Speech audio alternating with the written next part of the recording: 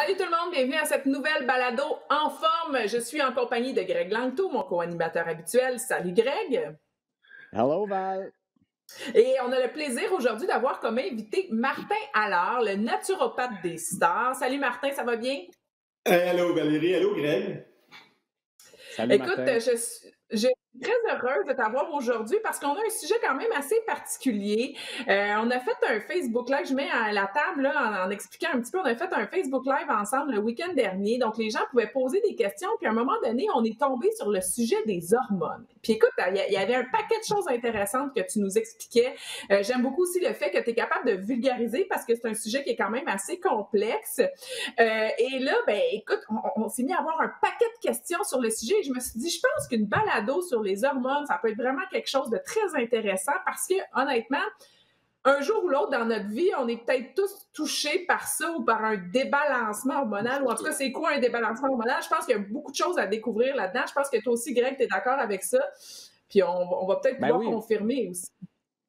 Ben oui, puis souvent, les hormones, on dirait, dans le monde de l'entraînement ou, tu sais, justement, de la santé, c'est comme mal vu, on dirait. Tu sais, que ce soit un homme ou une femme, on dirait aussitôt qu'on parle d'hormones ou de profil hormonal, là, c'est un terme qui est très, très intimidant, puis ça fait peur.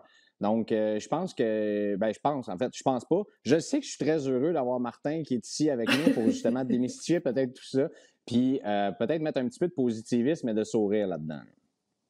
Oui, ben en fait, Greg, bon, je vais me permettre d'intervenir, Greg, parce que tu as mis la main, le doigt sur quelque chose de bien important. Hormones, puis genre chasse-gardée, sportif, on n'en parle pas trop. Pourquoi? Parce qu'on l'associe au dopage, évidemment. Donc, le doping associé aux hormones. Donc, aussitôt qu'on parle de testostérone, ne serait-ce qu'à un niveau physiologique, ça veut dire quoi? À un niveau naturellement présent dans l'organisme. On ne parle pas de supraphysiologique, on parle de normal. Ben déjà là, ça allume des petites lumières. Oh, il y a même des parents qui vont dire, oh non, on va même pas sur ce sujet-là parce que j'ai l'impression qu'on est en train d'adhérer au doping. Fait que tu as tout à fait raison, Greg. Il y a quelque chose de mystérieux quand il vient le temps de parler d'hormones chez l'homme et chez la femme aussi, évidemment. Mais écoute, Martin, tu sais, on parle beaucoup, justement, le Greg a dit le mot profil hormonal, OK? Donc ça, premièrement, ça représente quoi? Qui devrait faire ça? Tu sais, est-ce que on peut commencer juste par la base, un profil hormonal, c'est quoi exactement qu'on veut aller chercher avec ça? Il faut comprendre qu'un profil hormonal, c'est pas quelque chose de simple. C'est quelque chose, en fait, c'est un profil qui demande beaucoup d'interprétation. Donc, c'est au médecin que revient la responsabilité de cette interprétation-là, naturopathe, nutritionniste ou autre spécialiste de la santé, autre que médecin. On n'a pas le droit de se prononcer sur un profil hormonal associé à une analyse sanguine. Donc, c'est la job du médecin. Qu'est-ce qu'on retrouve là-dedans? On retrouve une multitude d'informations, évidemment toujours reliées au système endocrinien, donc au système hormonal. Ça peut être au niveau central, au niveau du cerveau, la FSH, la LH par exemple. Ça peut être exemple au niveau de certaines glandes. Ça peut être au niveau de la thyroïde, ça peut être au niveau des gonades, testicules ovaires chez l'homme et la femme. Donc, on va parler d'estrogène, on va parler de progestérone, on va parler de testostérone. Donc, c'est toutes des hormones qu'on va associer à notre bilan hormonal en bout de ligne. Mais ça demande une interprétation. Donc, c'est pas aussi simple que de dire, hey, sais-tu quoi? Mon taux de sucre sanguin est à 5,4, je suis normal, il est à 2,3, je suis en hypo, ou il est à 8,9, je suis en hyperglycémie. C'est pas aussi simple que ça. Même si ton niveau de testostérone est bas, par exemple, il y a des interprétations à faire pour savoir pourquoi et d'où peut venir peut-être cette source de niveau plus bas-là. Il y a des cycles aussi. Chez la femme, par exemple, il faut savoir, quand on prend un bilan hormonal, où est-ce qu'on est dans nos phases de cycle menstruel.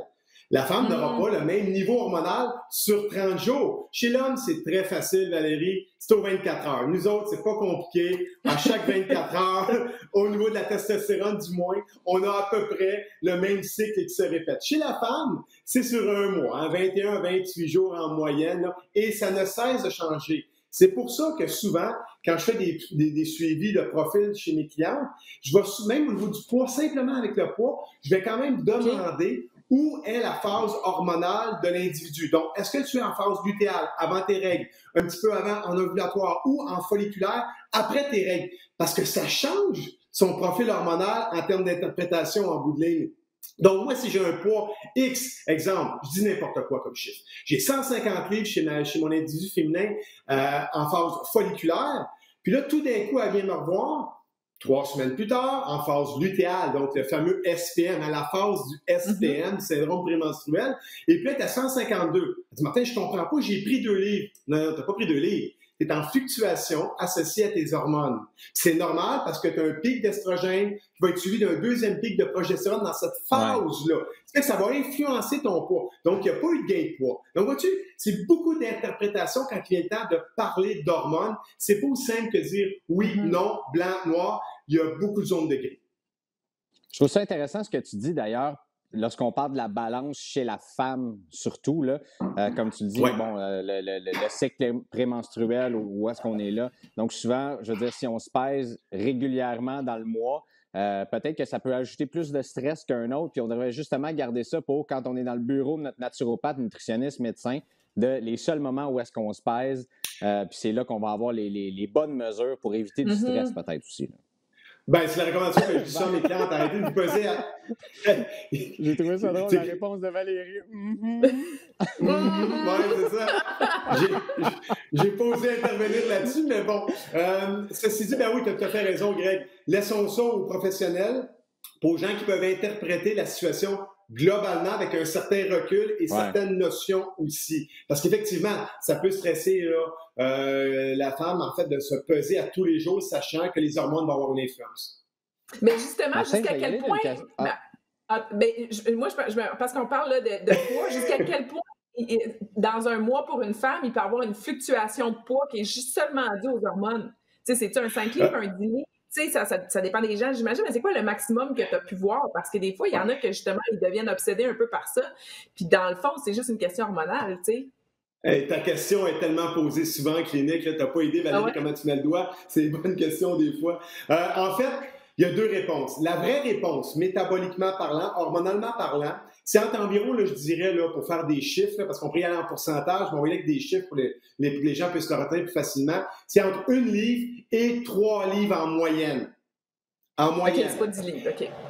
Non, quand c'est 10 livres, c'est parce que, oui, ça peut être une réponse. Si son SPM est très sévère, puis qu'elle a mangé toute la semaine, comme on dit que, ben là, ça change. C'est ça. Ça dépend de tes symptômes associés à ton profil hormonal. Exact. Fait que, tu sais, quelqu'un qui arrive dans mon bureau dit, Martin, c'est normal, j'ai pris 10 livres, c'est parce que je suis dans mon SPM. Ouais, je suis dans mon SPM, il s'exprime en tabarouette. Tu sais. Est-ce qu'un homme a déjà sorti cette excuse-là? Non. OK, bon, c'est bon. Mais écoute, je trouve ça intéressant qu'on parle de ça. Si je partage une expérience personnelle, d'ailleurs, Valérie a fait partie de cette épopée-là. J'ai fait une expérience pour le début de 2020 dans laquelle je suis devenu végétalien pendant 6 semaines. Et est venu à un certain moment donné, j'étais très bien suivi par 2 naturopathes qui étaient là, Mathieu Bouchard et Jean-François Gaudreau, pour ne pas les nommer. On les salue d'ailleurs.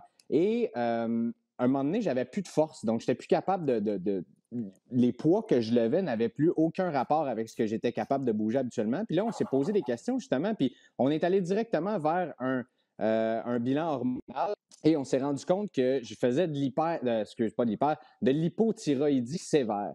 Puis où est-ce que je veux m'en aller là-dedans? C'est probablement qu'il y a quelques années, des professionnels de la santé ou des gens qui nous suivent dans l'entraînement auraient probablement juste peut-être pincé, y aller avec le taux de gras corporel, augmenter notre diète, mais on dirait que de plus en plus, les professionnels se tournent justement vers ces profils, vers ces bilans hormonaux-là pour prendre en main la santé des gens et avoir des réponses plus poussées. Est-ce que je me trompe? Est-ce que c'est une nouvelle tendance, la nouvelle norme peut-être maintenant de faire ça? Ben, en fait, c'est parce qu'on a accès de plus en plus à cette technologie-là, puis les connaissances, évidemment, ont évolué dans les dernières années. Je dirais dans les 10 dernières années, là, il y a une évolution quand même assez exponentielle associée à ce qu'on appelle, entre autres, la médecine fonctionnelle. Moi, ce que j'aime appeler mon approche nutritionnelle de type fonctionnel, au-delà de quantitatif et qualitatif. Mais il reste que dans ton cas à toi, évidemment, je ne peux pas m'exprimer sur ton cas, puis de toute façon, tu étais suivi par 2 tops. Fait que j'irai pas sur leur terrain d'expertise, évidemment. Mais assurément, il faut faire attention. En fait, oui, les hormones peuvent être une réponse à un questionnement, mais ça ne veut pas dire que c'est la solution nécessairement. Mais ça peut réorienter. Je vais dire n'importe quoi, là. Je vais juste faire une petite une petite parenthèse. Exemple, on parle d'hypothyroïdie dans ton cas. C'est à savoir, OK, pourquoi il fait de l'hypothyroïdie? Est-ce que c'est parce que le végétalisme a augmenté ton apport en phytate, en acide oxalique dans ton alimentation, qui a fait que ça a nuit à l'absorption de certains minéraux qui ont amené à un moment donné ton système hormonal à essayer de s'ajuster et tu es en plein dans cette loupe d'ajustement-là? Est-ce qu'il faut refaire des tests 3-6 mois plus tard pour voir s'il y a eu ajustement? Sinon, ça nous donne une piste en fait, de dire, hey, peut-être que ce gars-là, là, présentement, à court ou moyen terme, le végétalisme n'est peut-être pas la solution alimentaire pour lui. Peut-être que si on avait 1 an d'avance devant nous, qu'on serait dans d'autres conditions sportives, ça pourrait être intéressant. Mais là, pour l'instant, on a 3 mois, 6 mois devant nous autres pour le faire performer. On voit que le temps d'adaptation, s'il y a adaptation, il n'est pas adéquat. Donc, ça permet à des gars comme Mathieu ou JF de dire, écoute, attends, on change de fusil d'épaule, puis on se met en ligne. Ou on se met en mode solution tout de suite. Fait que le système hormonal, à ce moment-là, a été un indicateur de comment ajuster notre comportement thérapeutique en tant que coach.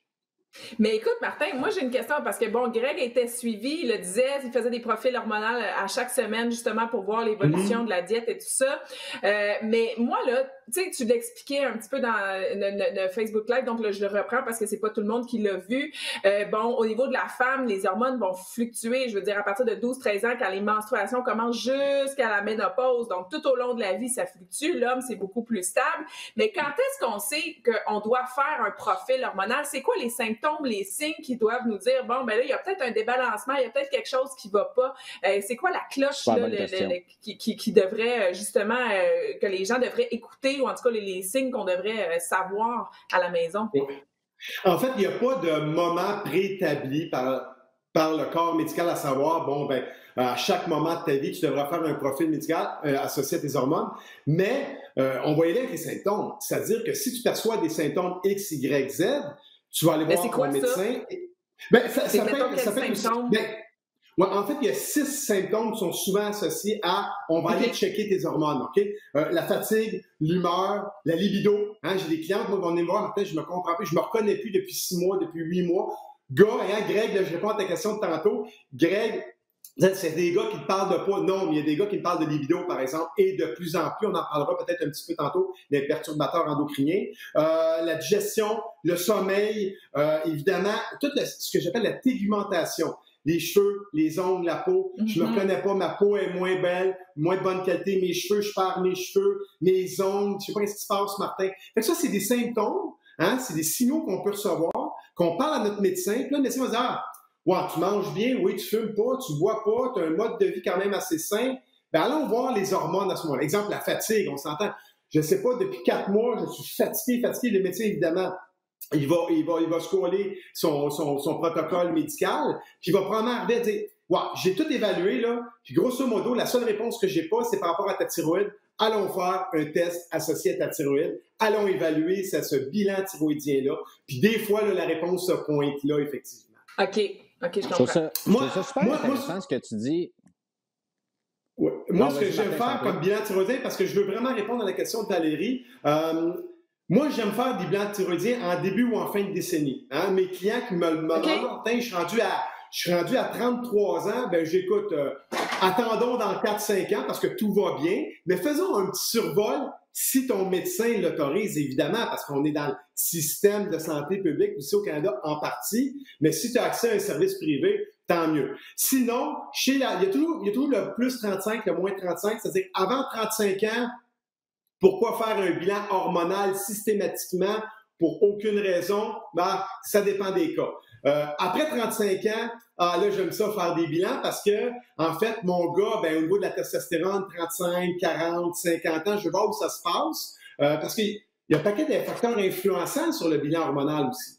Puis, deuxièmement, ben, chez la femme, 40, 45, 50, là, on sait qu'on est dans un changement hormonal à venir qu'on appelle souvent, là, la périménopause. Et là, ça peut être une réponse à un paquet de questionnements de la cliente. Mm-hmm. Je trouve ça intéressant de la façon que tu abordes ça par rapport aux 6 symptômes notamment. Puis je me prononce là-dessus. souvent, j'ai l'impression qu'on ne se rend pas compte. Puis là, regarde, je te le dis, je me considère comme quelqu'un d'assez en forme. Je mange très bien, je ne fume pas. Bois une fois de temps en temps, comme à peu près n'importe quelle personne qui sait se gâter une fois par semaine ou deux. Et j'étais, écoute, dans mon cas à moi, je ramène ça ici parce que je veux que les gens s'associent à ça. Ma thyroïde était à 94, donc j'étais excessivement fatigué, puis je m'en rendais pas compte de l'état de fatigue dans lequel j'étais. Donc, ces symptômes-là, est-ce que souvent, les gens au niveau... Tu sais, souvent, les gens, je suis fatigué, je suis ballonné, bon, c'est ça, j'ai pas tant de libido que ça, mais bon, on continue notre vie sans trop se dire, c'est normal, c'est une passe et on continue, Ouais.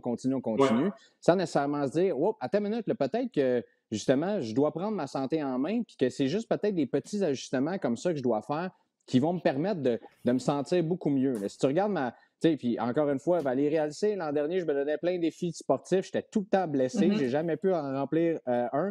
Et en 2020, ben, ça va mieux que jamais. Donc, je veux dire, ça, c'est un gros signe, mais je m'en rendais pas compte. Non, je suis encore blessé. Hey, je suis trop vieux, à 33 ans. Tu sais, ça marche pas. Est-ce que souvent, tu as ça, ces cas-là, justement, dans ton bureau, de gens qui se rendent pas compte ou qu'il y a une prise de conscience à un moment donné qui doit se faire de à quel point ces symptômes-là sont présents dans leur vie de façon subconsciente, si on veut? Ben, absolument. C'est le nerf de la guerre en médecine fonctionnelle. C'est le nerf de la guerre en naturopathie, entre autres. Parce que les gens sont de moins en moins sensibles aux symptômes. Je dirais même certains signes. Je ne parlais pas de signes cliniques parce qu'on est ailleurs, mais absolument. Les gens sont de... Puis en plus, il y a pire que ça. Il y a pire que de ne pas être conscient de tes symptômes. Il y a d'en être conscient puis de te dire que tu n'as pas le temps de t'en occuper.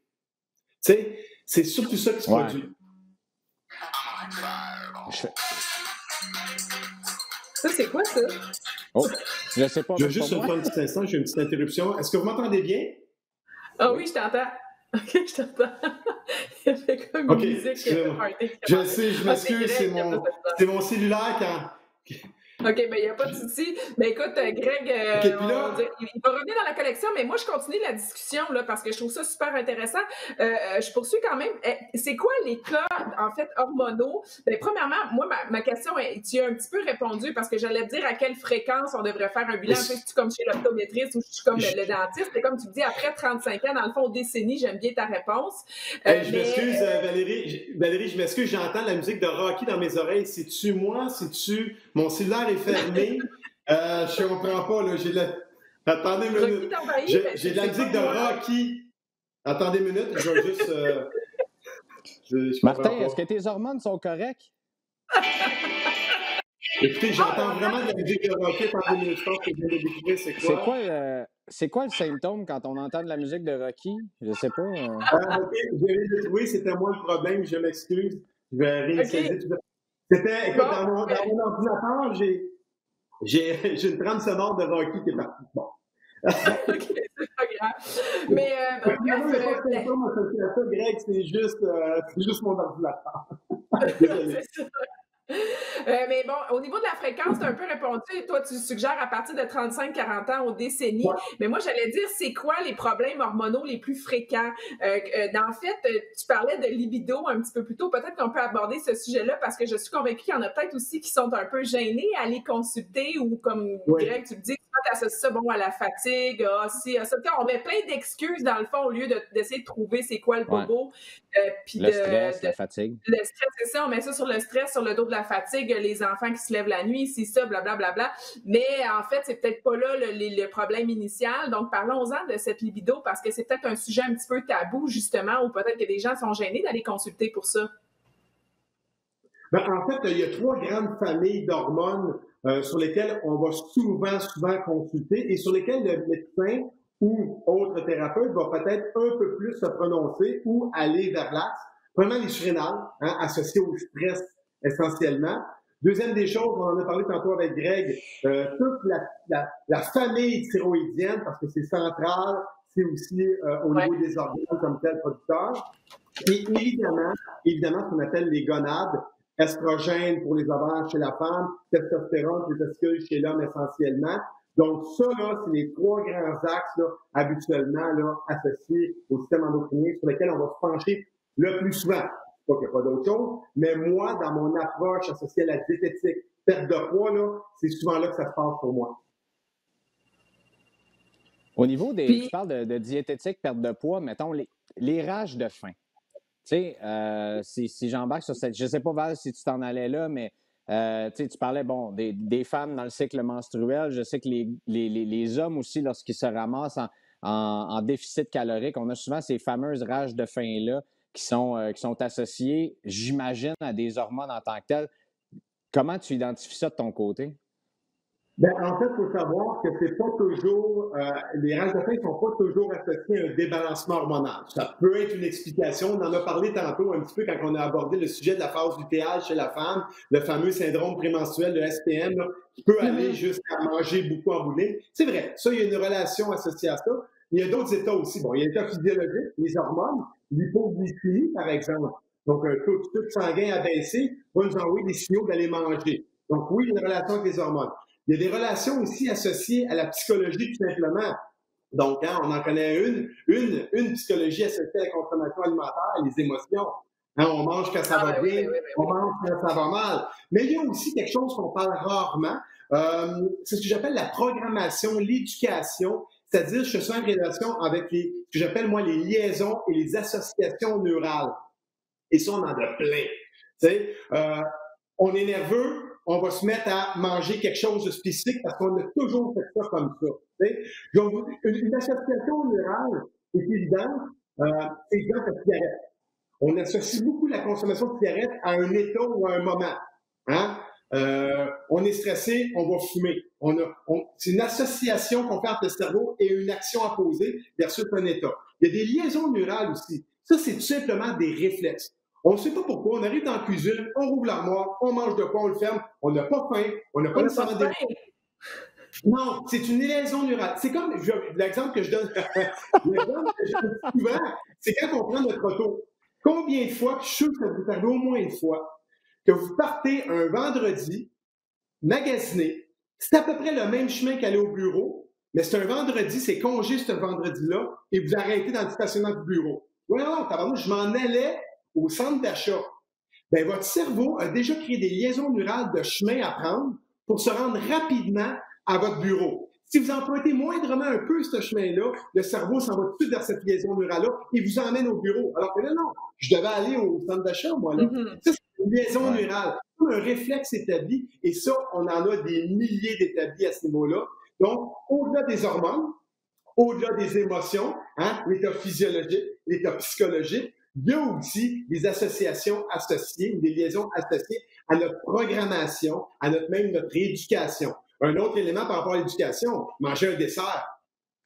Mange tout ton repas, sinon tu n'auras pas de dessert. Oui. Ça, là, c'est la programmation. Fait que dans notre tête, là, on mange, puis on sait qu'on a un dessert qui s'en vient. Puis c'est sûr qu'avec après ça, la reprogrammation qu'on fait, on dit qu'un dessert, c'est moins bon pour la santé, qu'on fait trop de ça, on essaie de travailler ça. Mais ça reste un réflexe pratiquement là, qui va être présent toute notre vie à combattre, là, parce qu'on a été éduqués comme ça. Intéressant. Et je veux parler aussi d'un autre sujet, Martin, parce que là, bon, l'automne s'en vient, on le sait, en plus, ce confinement encore de 28 jours qui va être présent. Et il y a beaucoup de personnes pour qui ça mine le moral, pour qui c'est difficile cette période-là. C'est beaucoup d'angoisse, d'anxiété, c'est source de stress pour plusieurs. Bon, des gens qui sont moins bien à la maison, qui ont besoin de sortir, qui ont besoin d'avoir ce côté social-là. Est-ce que toute cette espèce d'anxiété, cette angoisse border dépression aussi, parfois parce qu'on s'en va aussi vers là, la dépression saisonnière, c'est quelque chose qui peut être traité de façon hormonale? Est-ce que les hormones ont un rôle à jouer à travers tout ça? En fait, oui, les hormones jouent un rôle, mais en fait, les hormones sont les grandes victimes de ce stress chronique-là. On va l'appeler un stress chronique maintenant, là. C'est établi depuis déjà pratiquement 9 mois, là, depuis le mois de janvier, février, où on a commencé à nous parler de toute cette crise pandémique-là et tout ça. Et on sait que le stress, puis je pense que même Mathieu en avait déjà parlé, le stress chronique affecte tous les systèmes de notre organisme. Tous les systèmes, physiologiques comme psychologiques, tous les systèmes sont impactés par un stress chronique, assurément. Donc, à partir de là, c'est les hormones qui vont essayer de répondre à ce stress-là. On en connaît une, Greg doit la connaître, la cortisol, en fait, la cortisol qu'on devrait dire. Cette hormone-là, c'est une réaction, c'est une réponse, en fait. c'est que quand il y a sur-réponse, c'est là qu'on vit ces effets secondaires qu'on ne veut pas vivre, évidemment. Puis pendant ce temps-là, ben, il y a un organe producteur, entre autres, les surrénales, qui se fatigue. Donc, si ça dure 3-4 jours, quelques semaines, on peut vivre avec ça. La préparation d'un athlète, par exemple, pour un événement XYZ, on est capable de protocoler, on est capable de périodiser tout ça. On sait qu'on a un jour 1, on a un jour J à la fin, puis on gère ça. Mais quelqu'un qui est dans un stress chronique, qui n'a pas de jour 1 ni de jour J à la fin, qui se pitche dans sa vie comme ça, que le stress continue à perturber ses surrénales, bien, c'est sûr qu'à un moment donné, il y a des fatigues qui vont se produire. Puis là, à partir de là, il y a des contrebalancements qui vont essayer de se faire. Et c'est là qu'on assiste là, à un effet là, anti-homéostasique. Ça veut dire quoi? Ça veut dire que l'équilibre n'est plus maintenu et là, on essaie de compenser. Et c'est là que les symptômes, les signes cliniques vont commencer à se manifester. Mais tu parles du cortisol, qui est bien sûr l'hormone du stress. Là, donc, pour les personnes qui sont stressées, bon, les gens d'affaires, puis même, je veux dire, l'anxiété rentre là-dedans également. Là. Mais pour contrebalancer ça, bon, on parle de l'hormone de l'insuline qui s'en vient là. L'insuline est sécrétée. Là, je sais que je fais des liens super basiques, là, que je suis dans le plus basique qu'on peut avoir. Mais bon, qu'est-ce qui fait sécréter de l'insuline? Du sucre. Donc, on mange du sucre quand on est stressé. Ça s'en vient là-dedans, ça contrebalance. Et le sucre sécrète quoi? Ben, de la sérotonine à la fin de la journée. On est heureux quand on en mange. C'est une drogue qui travaille très, très fort dans notre cerveau. Oui, c'est ça. Donc, je veux dire, est-ce que ça devient un automatisme, justement, dans notre société, qu'on se dit, bon, justement, je vais manger un petit bout de chocolat, ça va m'aider, je vais aller mieux après, ou un morceau de gâteau. Puis là, on est dans cette espèce de cercle vicieux-là, tu sais. Absolument. Ben, en fait, là, tu fais allusion à 2 éléments importants, Greg, puis c'est cool que tu en parles. Tu as commencé par autopsier tes cascades hormonales. Je mange ça, ça arrive comme ça, il arrive ça, ça se met à faire ça. Exemple, tu manges du sucre, tu as une augmentation de glycémie, tu as une sécrétion, une hypersécrétion d'insuline qui va peut-être t'emmener à une hypoglycémie par la suite. Et ensuite de ça, sécrétion de glucagon, on essaie de normaliser ça. Dans les livres, là, ça se fait super bien. Dans la vie, ça se fait super bien aussi. Mais quand il vient le temps d'analyser tout ça, on fait l'erreur d'autopsier cette cascade-là. Et ce qu'il faut faire, c'est faire un recul et regarder l'ensemble de l'œuvre. Vois-tu? Si tu me disais, hey, Martin, moi, là, j'y mange un petit morceau de chocolat noir de temps en temps, ça remplace mon dessert, j'aime ça au goût, c'est une source d'antioxydants aussi parce que c'est du 85% et plus. Moi, j'ai zéro problème avec ça.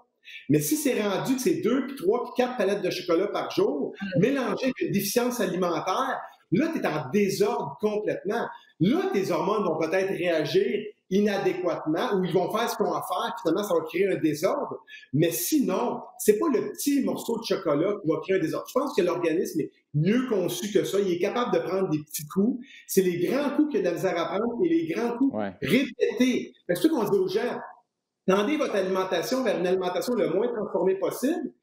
Essayez d'avoir un mode de vie plus sain aussi, parce que c'est beau parler d'alimentation et de molécules alimentaires, mais il faut aussi savoir que le sommeil, se lever à des heures, toujours à peu près la même chose au même matin, se coucher à peu près aux mêmes heures, dans des heures qu'on appelle d'hygiène de vie. C'est-à-dire qu'on ne se couche pas à minuit, 1 heure. On se couche 10 heures, 10 heures et demie, c'est bien correct. On se lève entre 6 et 8 heures, c'est bien correct. Ceux qui se lèvent à 3 heures, c'est un autre game. Ceux qui se couchent à 2 heures, c'est un autre game. Le corps va s'ajuster, mais on risque de se débalancer aussi. Si tu couches 2 soirs par semaine à 2 heures le matin, c'est pas grave. Si les 5 autres soirs, tu es en hémosthésie à ce niveau-là, tu as un certain équilibre et une hygiène de vie. Ce que j'entends dans ce que tu dis, ce que j'entends dans ce que tu dis, c'est qu'il ne faut pas nécessairement être trop sévère sur nous-mêmes. Tu sais, la vieille, bon, tu le sais, tu me l'as même dit avant qu'on entre en ondes, là, je veux juste pas que ce soit mes mots, mais tu fais partie de la vieille école. Tu as connu ces types de diètes-là, de restrictives toute la semaine, avec un gros repas de riche le samedi soir ou le vendredi. Puis ça, on s'est rendu compte finalement que ça crée une résistance à l'insuline absolument impossible. Puis il y a même un moment donné, moi je me souviens dans une discussion que j'avais eue avec Charles Poliquin qui disait que d'être trop restrictif puis de ne pas être heureux dans ce qu'on mange, bien finalement, tu es peut-être mieux de t'asseoir avec tes amis et de manger du poulet avec des frites là, que de t'asseoir et de manger du poulet bouilli avec des patates douces également, là, tu sais. Ben, absolument. Moi, je vais les prendre, ces mots-là, puis ils viennent pas de ta bouche, Greg, ils viennent de la mienne. Je suis de la vieille école. J'ai appris à... Moi, j'ai connu les régimes, là, les diètes de préparation là, à 800 calories pour un gars de 220 livres. Là. C'était abominable. On détruisait notre métabolisme. Mais coudonc, dans ce temps-là, c'est ce qu'on avait comme information. Puis on était un peu les cobayes de ce qu'on sait aujourd'hui qui fait en sorte qu'on est capable justement de réorienter les athlètes de façon plus santé aujourd'hui. Hein. Il faut faire une distinction aussi. Il y a une différence entre dire hey, moi, je vais faire des privations caloriques, fonctionnelles, hautes. Je sais que je vais débalancer mon système, mais il y a un jour J. Hein. Je vois, moi, par exemple, quand je prépare, par exemple, un artiste, un comédien, une comédienne, puis on fait une approche cétogène, par exemple, très sévère, bien, je sais que je le fais pour 3, 4, 5 semaines à peu près. Je sais qu'après ça, on revient à la norme, puis une supervision clinique là-dedans. Fait que je sais qu'il y a une certaine marge de sécurité quand même. Si tu te pitches là-dedans, tu ne sais pas s'il y a un jour J à la fin, tu le fais juste pour être en shape, mais il n'y a pas de fin, tu le fais trop sévère, c'est sûr que tu crées des dommages plus que des avantages. Ça, c'est certain. C'est à toi de savoir. À savoir, des fois, on ne le sait pas. C'est à toi de déterminer, de dire, ça vaut-tu la peine, ça vaut pas la peine. Puis je pense que les coachs aujourd'hui sont mieux formés que jamais. Ils ont des expertises, ils ont des experts autour de d'autres, ils ont des vieux de la vieille, peut-être comme moi. Il y a une famille qui m'a appelé récemment, qui me demandait, hey, Martin, est-ce qu'on pourrait avoir une soirée avec toi? Bien là, ça va être non, parce que pour les prochains 28 jours. Mais il reste, est-ce qu'on pourrait avoir une soirée avec toi, est-ce qu'on va réunir des jeunes, puis tu vas leur expliquer ce que c'est que le bodybuilding, puis que manger trop de protéines, c'est pas nécessairement mieux parce que nous autres parents, on s'inquiète de ça. Voir notre jeune déjeuner avec du steak, puis finir le soir avec un autre steak, puis manger 5 autres repas de steak, puis 2 shakes là-dedans. Puis effectivement, je vais aller leur répondre à ça, puis je vais leur dire effectivement, peut-être que dans le temps, on prenait trop de protéines pour rien en bout de ligne. Ouais. Est-ce qu'on peut être plus intelligente, en meilleur équilibre, tout en étant aussi performant? On l'a appris qu'il n'y a pas juste des protéines dans la vie, puis les glucides, c'est pas juste un ennemi. Ça peut être un allié, mais il faut savoir comment s'en servir. C'est comme tout arme dans la vie. Il faut savoir comment s'en servir, il faut être formé, il faut être intelligent après ça. Fait que, je ne sais pas si j'ai répondu à ta question avec tout ce que, de tous les sens que je suis parti, mais c'est ça. C'est un équilibre. Moi, j'en ai une aussi, Martin. Oui, j'aime beaucoup ce que tu dis par rapport aux protéines. Puis je sais que dans le Fit Show, justement, il y a une de ces capsules jusqu'à quel point c'est quoi la quantité de protéines. Et je sais que je pense que tu abordes le sujet des bonnes protéines aussi à consommer. Mais moi, quand tu parlais tantôt, justement, le stress, à quel point le stress peut débalancer à long terme les hormones et tout ça. Moi, j'aimerais parler des hormones du bonheur. Est-ce qu'elles existent vraiment? Parce qu'on entend ça souvent, cette expression-là, tu sais. C'est sûr que quand tu tombes en amour, cette espèce d'hormone-là, d'effervescence, avoir les papillons et tout ça, ça fait partie de l'hormone du bonheur. Mais c'est quoi aussi? Je pense qu'il y a des petites choses dans la vie. On se dit justement s'entraîner, se garder en forme, c'est une façon justement de stimuler ces hormones-là. Est-ce que c'est le bon terme? Comment on peut pas s'assurer, mais faire en sorte que les hormones du bonheur, on en ait le plus possible, tu sais? Ouais. Le bonheur, c'est plus que juste des hormones. Je veux juste commencer avec ça. Puis après ça, effectivement, parce qu'il y a quelqu'un qui va m'écouter, il va dire « Ah, il n'y a pas juste une... » C'est vrai. Il faut savoir que, oui, il existe des hormones. Proprement dit, il existe des hormones. On les connaît bien. La sérotonine, la dopamine. La dopamine est plus associée à la récompense, mais quelque part, c'est aussi associé au bien-être, au bonheur. Mais il y en a d'autres aussi. Les endorphines, qui agissent comme analgésiques. Hein? Quand on se sent bien, moins en douleur, le bonheur peut s'installer plus rapidement. Les endocannabinols, par exemple, d'autres substances qu'on fabrique, hein, qui ressemblent beaucoup à celles qu'on trouve comme molécules là, en termes de TSA, dans la marijuana, en fait, dans le cannabis, je devrais dire. Donc, oui, des hormones qu'on fabrique à ce niveau-là, qui vont nous amener vers le bonheur. L'oxytocine, par exemple, l'hormone associée à la tendresse, qui amène le bonheur de l'autre, finalement. Ouais. Il y a des interrelations hormonales qui se produisent. Quand on fait un entraînement, bien effectivement, il y a une augmentation de production de sérotonine, il y a une dopamine aussi qui est sollicitée à ce niveau-là. Il y a un petit peu, évidemment, ben pas un petit peu, mais quand même pas mal pour certaines personnes. Il y a des analgésiques naturels qui sont produits, des endorphines, et tout ça. Puis les endorphines, moi je disais, à partir de là, ben c'est une multitude d'hormones qui se produisent en interaction aussi, parce qu'une hormone peut interagir sur une fabrication, une production d'une autre hormone. Donc, c'est pas juste une injection, un résultat. C'est des multi-injections qui se produisent dans le système, dépendamment de la situation, et qui vont s'ajuster dans le temps. Chaque hormone a des demi-vies, a des vies actives dans l'organisme, qui fait en sorte que l'autre hormone va peut-être prendre la relève par la suite. Donc, c'est pas si simple que ça. Faut le dire, faut l'avouer. Le système endocrinien est un des systèmes les plus complexes de l'organisme humain. Donc ça, là, dire que tel hormone fait ça, puis un coup est arrêté, c'est l'autre qui embarque, non, c'est des cascades qui s'entremêlent, c'est des liaisons qui se créent entre chaque, et aussi, le cerveau apprend à adapter notre organisme face à nos productions hormonales aussi, et les productions hormonales réajustent notre cerveau aussi, une forme de neuroplasticité qui se crée. Fait qu'il y a une interrelation entre justement l'étage du haut puis l'étage du bas qui se produit. Intéressant tout ça. Et aussi, j'aimerais parler de système immunitaire parce que est-ce que c'est quelque chose qui peut être affecté dans le sens que, tu sais, plus tu parles, plus j'ai l'impression que les hormones, là, c'est comme un orchestre symphonique qui a plein d'instruments de musique, puis il faut tout qu'ils soient accordés idéalement le plus possible parce que sinon, ça va sonner, c'est ça, ça va comme sonner faux à quelque part, tu sais. Puis à un moment donné, quand on a trop qui sont pas accordés, ben là, ça fonctionne plus ou en tout cas, là, ça sonne pas correctement.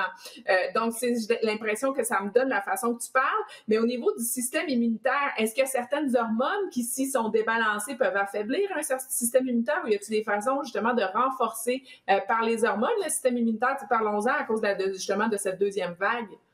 Oui, absolument, absolument. On sait que le stress qui influence notre système hormonal endocrinien, entre autres, va avoir un impact direct sur notre système immunitaire, qui encore là est un grand système. Hein? Le système immunitaire, là, c'est pas juste 2-3 molécules, là, c'est des milliers de molécules qui interagissent entre eux autres dans certaines conformités. Fait qu'effectivement, sans rentrer dans les détails parce que je veux pas déranger notre auditoire, mais il reste qu'effectivement, les hormones influencent notre système immunitaire et notre système immunitaire influence notre système hormonal aussi. Donc, c'est un va-et-vient, c'est là. Hein? C'est pas un monologue, tout ça. C'est une discussion que le corps a avec tous ses intervenants. Fait que le secret là-dedans, on en a parlé tantôt. C'est une certaine forme d'équilibre. Si tu es en désordre tout le temps parce que tu es en train de toucher ton système tout le temps, tu dors pas bien, mais tu continues à pas dormir bien, puis tu n'interviens pas là-dessus, ben c'est sûr que tu vas avoir un impact sur ton système hormonal. Tu manges mal. Puis toi, c'est pas grave parce que tu as un génétique, tu es un ectomorphe, du sucre, tu peux en manger en masse, puis ça n'a pas l'air à affecter ta morphologie, on va dire ça comme ça, puis tu te vantes de manger du sucre. Ben ça se pourrait que tu aies quand même un impact sur ta glycémie sans que tu t'en rendes compte, que ton corps il est capable de réagir, je dis bien le mot réagir là-dedans, mais ça va avoir une influence sur ton système immunitaire un peu plus tard. Fait qu'effectivement, puis pour répondre à ta question, il y a des solutions. J'aime bien utiliser une pro-hormone, on va l'appeler la pro-hormone, qui est la vitamine D. La vitamine D, à ce temps-ci de l'année, là, elle joue son rôle de base, c'est-à-dire remplacer le déficit associé à la lumière extérieure, hein, associé entre autres à la lumière associée au UVB dans les rayons du soleil, donc au rayonnement. On manque de chaleur aussi parce que c'est le deuxième cofacteur important associé à produire naturellement de la vitamine D. Donc, j'en ai parlé un petit peu l'autre fois dans notre Facebook Live. S'il y a un consortium sur lequel toute la communauté scientifique, médecins, chercheurs, naturopathes, diététiciens, nutritionnistes et autres, on s'entend, c'est qu'à partir du mois d'octobre jusqu'au mois d'avril, on devrait tous se supplémenter. En tout cas, pour les Nord-Américains, le 35e parallèle Nord, là, donc de New York à ici, là, on devrait tous se supplémenter en vitamine D. Ceci dit, pourquoi? Parce que la vitamine D joue un double rôle. Elle est là comme nutritionnellement parlant en tant que vitamine, mais elle joue aussi un rôle de pro-hormone associé au système. Donc, elle va interagir dans l'organisme un peu comme le fait l'hormone et va créer des équilibres. Et l'équilibre sur lequel elle est très efficace, c'est sur le système immunitaire. Elle va créer là, une immunomodulation là, plus efficace face aux crises. Parce qu'on sait que le système immunitaire, lorsqu'il est trop engagé, crée de l'inflammation. Hein, c'est la base de son travail. C'est par rapport à l'inflammation, il est capable de nous protéger, mais quand il y en a trop, bien évidemment, on vit un peu comme la cortisol, on vit la conséquence de trop d'inflammation. Puis s'il n'y en a pas assez, bien le système immunitaire est moins efficace. La vitamine D va venir jouer un rôle d'immunomodulateur. Elle va s'assurer que tout ça est juste au bon niveau. Voyons ça comme ça. Ah, j'aime ça. Excellent conseil. Donc, tout le monde, vous devez bien commencer. Bien, bientôt, c'est demain, là, le 1er octobre. Tiens, à partir de demain, tout le monde. Supplémentation en vitamine D, voilà, double rôle, j'adore ça, excellent. Il y a des gens qui disent, oui, mais Martin, moi, je prends beaucoup de soleil l'hiver parce que je suis facteur, je suis factrice, par exemple. Oui, mais il te manque le cofacteur important, tout ça, qui est la chaleur aussi. Donc, c'est pour ça que même pendant l'hiver, quand il fait soleil, les skieurs, par exemple, qui ont accès à un soleil, ben, on va quand même, vraiment, les UVB sont un petit peu moins forts. Puis, deuxième des choses, il n'y a pas le cofacteur de chaleur. Donc, c'est pas que l'été, c'est parfait. L'hiver, même si vous profitez du soleil, consommez quand même pour la plupart là, de la vitamine D. Puis, évidemment, vous pouvez vérifier tout ça avec votre médecin par rapport à votre taux sérique. Donc, demandez à votre médecin, c'est quoi mon taux de vitamine D? Avec la prise de sang, il l'ajuste, puis il voit où ce que vous êtes. Et là, ça nous permet de faire un para-bilan hormonal en bout de ligne avec tout ça, parce qu'on sait que la vitamine D va avoir un impact sur le système hormonal aussi, tu sais.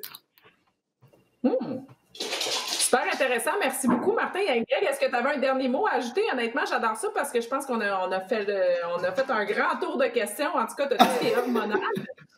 Écoute, j'aimerais ça dire que j'ai retenu 50% de tout ce que tu as dit. Mais c'est très bon. Complètement faux. Il va falloir que je le réécoute plusieurs fois.